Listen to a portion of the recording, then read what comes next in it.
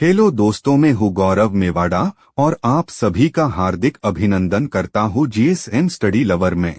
और दोस्तों, आज के इस वीडियो में हम आपको ढोला मारू की प्रेम कहानी के बारे में बताने वाले हैं। तो चलिए दोस्तों, बिना कोई देरी के शुरू करते हैं ढोला मारू की ऐतिहासिक प्रेम कहानी के बारे में।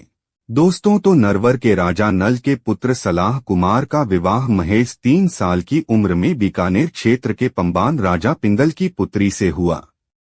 और यह बाल विवाह था, आठगौना नहीं हुआ था। जब राजकुमार व्यस्त हुआ तो उसकी दूसरी शादी कर दी गई, परंतु राजकुमारी को गोने का इंतजार था। बड़ी होकर वह राजकुमारी अत्यंत सुंदर और आकर्षक दिखाई देती थी। दोस्तों, राजा पिंगल ने रिश्ते को निभाने के लिए नरवर तक कई संदेश भेजे, लेकिन राजकुमार की दूसरी पत्नी उस देश से आने वाले हर संदेशवाहक की हत्या करवा देती थी।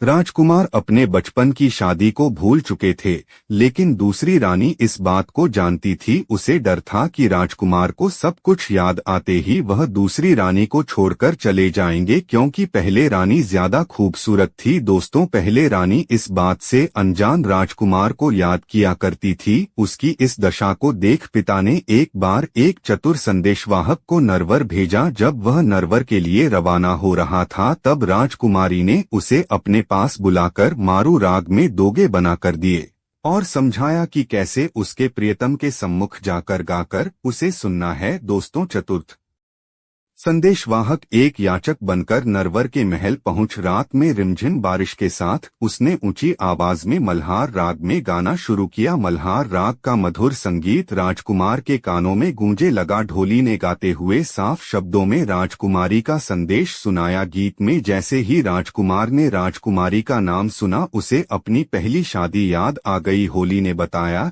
कि उसकी राजकुमारी कितनी खूबसूरत और वियोग में है। राजकुमारी के चेहरे की चमक सूर्य के प्रकाश की तरह है। छीने हुए कपड़ों में से शरीर ऐसे चमकता है मानव स्वर्ण झांक रहा हो। हाथी जैसी चाल, हीरे जैसे दांत, मूंग शरीखे होठ हैं, बहुत से गुना वाली कोमल है। गंगा के पानी के जैसे गोरी है। उसका मन और तन दोनों श्रेष्ठ है, लेकिन उसका साजन तो जैसे उसे भूल ही गया है और उसे लेने ही नहीं आता। सुबह राजकुमार ने उसे बुलाकर पूछा तो उसने राजकुमारी का पूरा संदेश राजकुमार को सुनाया। आखिर सलाह कुमार ने अपनी पहली पत्नी को लाने का निश्चय किया और उसकी दूसरी पत्नी मालवणी ने उसे रोक दिया। उसने कई बहाने बनाए, पर मालवणी हर बार उसे किसी तरह रोक देती। आखिरकार राजकुमार एक बहुत तेज चलने वाले ऊंट पर सवार होकर अपनी प्रियतमा को लेने पुंगल पहुंच गया। राजकुमारी अपने प्रियतम से मिलकर खुशी से झूम उठी। दोनों ने पिंगल में कई दिन बीते। एक दिन जब दोनों ने नरवर जाने के लिए राजा पिंगल से विदा ली, तब जाते समय रास्ते के रेगिस्तान में राजकुमारी को सांप ने काट लिया, पर भगवान शिव और माता पार्वती ने आकर उसको जीवन दान दे दिया। लेकिन इसके बाद उनका सामना उमरा सुमरा से हुआ, जो सलाह कुमार को मारकर राजकुमारी को हासिल करना चाहता था। वह उसके रास्ते में जाजम बिछाकर महफिल सजाकर बैठ गया।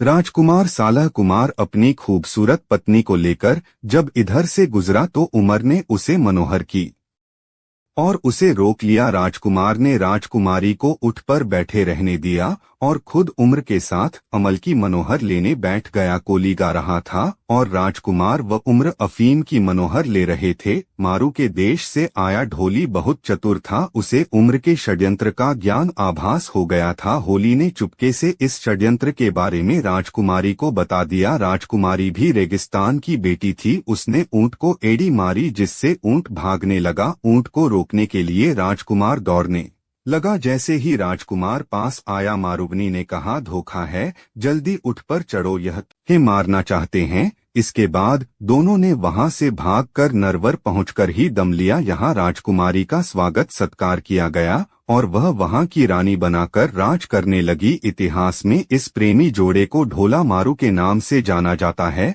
तब से लेकर आज तक उनके नाम व प्रेम का गुणगान किया जाता है। तो दोस्तों, थी प्रेम कहानी ढोला और मारू की। उम्मीद करते हैं दोस्तों आप सभी को हमारे वीडियो पसंद आया होगा। अगर वीडियो पसंद आया हो तो वीडियो लाइक व शेयर करना ना भूलिएगा। और दोस्तों, इसी तरह के वीडियो देखने के लिए हमारे चैनल जीएसएम लवर को सब्सक्राइब करना ना भूलिएगा।